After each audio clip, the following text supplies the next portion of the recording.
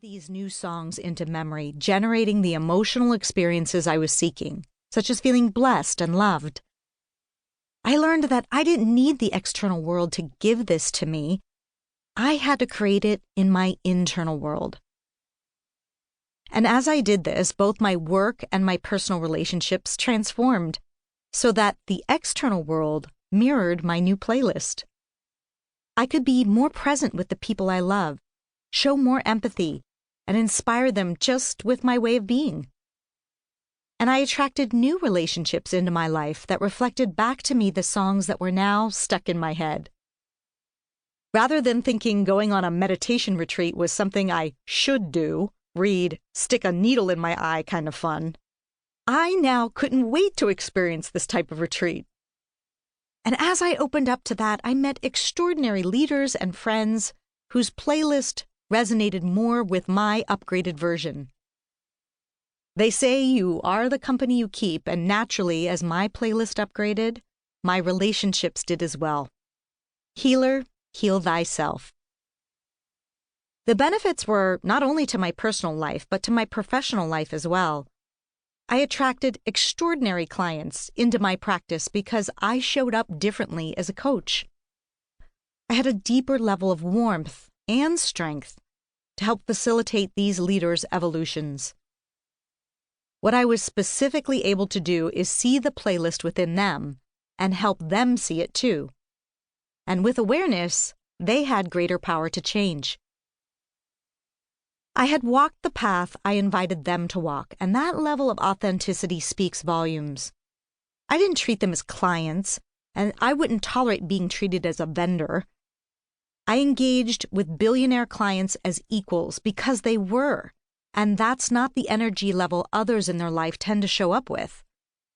I approached them the same way I coached the yoga studio owner and the graphic designer. Each had their own signature playlist, and my mission was to help them hear it and shift the parts that needed to be shifted to bring greater self-love and empathy for others. As their internal landscape shifted, so too did their external landscape. Deeper relationships at work and at home, improved health and sleep, and an ability to scale their organization in a way that they had not been able to tap into before. They're ordinary and extraordinary, and so are you.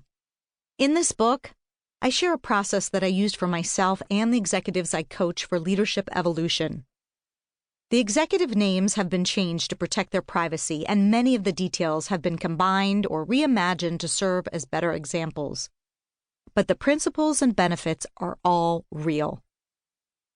I've been leveraging the Enneagram in my coaching work for almost a decade.